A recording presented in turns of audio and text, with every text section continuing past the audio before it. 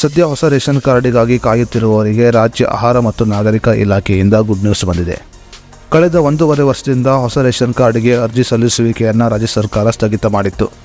ಆದರೆ ಈಗ ಹೊಸ ರೇಷನ್ ಕಾರ್ಡ್ ಅರ್ಜಿ ಸಲ್ಲಿಸುವವರಿಗೆ ರಾಜ್ಯ ಸರ್ಕಾರದಿಂದ ಹೊಸ ಮಾರ್ಗಸೂಚಿ ಮತ್ತು ಹೊಸ ಅಪ್ಡೇಟ್ ಬಂದಿದೆ.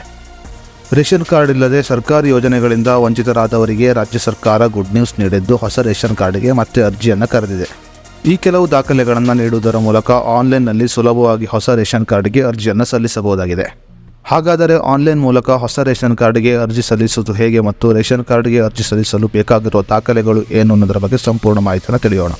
ಅದಕ್ಕೂ ಮುನ್ನ ನೀವಿನ್ನು news one Kannada YouTube channel subscribe ಮಾಡಿಲ್ಲಂದರೆ ಈಗಲೇ ಸಬ್ಸ್ಕ್ರೈಬ್ ಮಾಡಿ ಮತ್ತು ಪಕ್ಕದಲ್ಲಿರುವ ಬೆಲ್ ಐಕಾನ್ ಕ್ಲಿಕ್ ಮಾಡಿ ಹಾಗೂ ವಿಡಿಯೋವನ್ನು ಸ್ಕಿಪ್ ಮಾಡದೆ ನೋಡಿ. ರಾಜ್ಯ ಆಹಾರ ಮತ್ತು ನಾಗರಿಕ ಇಲಾಖೆ ಹೊಸ ರೇಷನ್ ಕಾರ್ಡ್ಗೆ ಅರ್ಜಿ ಸಲ್ಲಿಸುವಿಕೆಯನ್ನು ಮತ್ತೆ ಆರಂಭ ಮಾಡಿದೆ. ಮೇ 24ರಿಂದಲೇ ಆಹಾರ ನಾಗರಿಕ ಇಲಾಖೆಯ ವೆಬ್ಸೈಟ್ನಲ್ಲಿ ಹೊಸ ರೇಷನ್ ಕಾರ್ಡ್ ಅರ್ಜಿ ಸಲ್ಲಿಸುವಿಕೆ ಆರಂಭವಾಗಿದ್ದು ಅಗತ್ಯ ದಾಖಲೆಗಳನ್ನು ನೀಡುವುದರ ಮೂಲಕ ಆನ್ಲೈನ್ನಲ್ಲಿ ಸುಲಭವಾಗಿ ಅರ್ಜಿಯನ್ನು ಸಲ್ಲಿಸಬಹುದಾಗಿದೆ. ಆಹಾರ ನಾಗರಿಕ ಮತ್ತು ಸರಬರಾಜು ಇಲಾಖೆಯ ಅಧಿಕೃತ ವೆಬ್ಸೈಟ್ಗೆ ಭೇಟಿ ನೀಡುವುದರ ಮೂಲಕ ಹೊಸ ರೇಷನ್ ಕಾರ್ಡ್ಗೆ ಅರ್ಜಿಯನ್ನು ಸಲ್ಲಿಸಬಹುದು.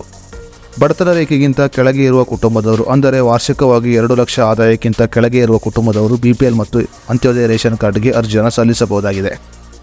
ಅದೇ ರೀತಿಯಲ್ಲಿ ಆಹಾರ ನಾಗರಿಕ ಸರಬರಾಜು ಇಲಾಖೆಯು ಹೊಸ ರೇಷನ್ ಕಾರ್ಡ್ಗೆ ಅರ್ಜಿಯನ್ನು ಸಲ್ಲಿಸಲು ಕೆಲವು ಅಗತ್ಯ ದಾಖಲೆಗಳ ಪಟ್ಟಿಯನ್ನು ಕೂಡ ನೀಡಿದೆ. ಇನ್ನು ಹೊಸ ರೇಷನ್ ಕಾರ್ಡ್ಗೆ ಅರ್ಜಿ ಸಲ್ಲಿಸುವ ಸಮಯದಲ್ಲಿ ಅರ್ಜಿದಾರರು ತನ್ನ ಆಧಾರ್ ಕಾರ್ಡ್, ಪಾನ್ ಕಾರ್ಡ್, ಸ್ವಯಂ ಘೋಷಿತ ಪ್ರಮಾಣಪತ್ರ ಮತ್ತು ಆದಾಯ ಪ್ರಮಾಣಪತ್ರವನ್ನು ನೀಡುವುದು ಕಡ್ಡಾಯವಾಗಿದೆ. ಅದೇ ರೀತಿಯಲ್ಲಿ ಆನ್ಲೈನ್ ಮೂಲಕ ಅರ್ಜಿಯನ್ನು ಸಲ್ಲಿಸುವ ಸಮಯದಲ್ಲಿ ಅರ್ಜಿದಾರರು ತನ್ನ ಡ್ರೈವಿಂಗ್ ಲೈಸೆನ್ಸ್ ಮತ್ತು ಪಾಸ್ಪೋರ್ಟ್ ಸೈಜ್ ಫೋಟೋವನ್ನು ನೀಡಬೇಕಾಗುತ್ತದೆ. ಡ್ರೈವಿಂಗ್ ಲೈಸೆನ್ಸ್ ಇಲ್ಲದಿದ್ದವರು ನೀಡುವ ಅಗತ್ಯ ಇರುವುದಿಲ್ಲ. ಈ ಕೆಲವು ಅಗತ್ಯ ದಾಖಲೆಗಳನ್ನು ನೀಡುವುದರ ಮೂಲಕ ಆಹಾರ ಇಲಾಖೆಯ ವೆಬ್ಸೈಟ್ ಮೂಲಕ ಆನ್ಲೈನ್ನಲ್ಲಿ ಸುಲಭವಾಗಿ ಹೊಸ ರೇಷನ್ ಕಾರ್ಡ್ಗೆ ಅರ್ಜಿಯನ್ನು ಸಲ್ಲಿಸಬಹುದು. ಅದೇ ರೀತಿಯಲ್ಲಿ ನಕಲಿ ದಾಖಲೆಗಳನ್ನು ನೀಡಿ ಹೊಸ ರೇಷನ್ ಕಾರ್ಡ್ಗೆ ಅರ್ಜಿಯನ್ನು ಸಲ್ಲಿಸಿದರೆ ಅಂಥವರ ವಿರುದ್ಧ ಕಾನೂನು ಕ್ರಮವನ್ನು ಕೈಗೊಳ್ಳಲು ಕೂಡ ಆದೇಶವನ್ನು ಹೊರಡಿಸಲಾಗಿದೆ. ಆನ್ಲೈನ್ನಲ್ಲಿ ಹೊಸ ರೇಷನ್ ಕಾರ್ಡ್ ಅರ್ಜಿ ಸಲ್ಲಿಸುವಿಕೆ ಈಗಾಗಲೇ ಆರಂಭವಾಗಿದ್ದು ಜನರು ಅರ್ಜಿಯನ್ನು ಸಲ್ಲಿಸಬಹುದಾಗಿದೆ. BPL ರೇಷನ್ ಕಾರ್ಡ್ ಇಲ್ಲದವರು ಆನ್ಲೈನ್ ಮೂಲಕ ಅರ್ಜಿಯನ್ನು ಸಲ್ಲಿಸಿ ಹೊಸದಾಗಿ BPL ರೇಷನ್ ಕಾರ್ಡ್ ಪಡೆದುಕೊಂಡು ಸರ್ಕಾರಿ ಯೋಜನೆಗಳ ಲಾಭವನ್ನು ಪಡೆಯಬಹುದು.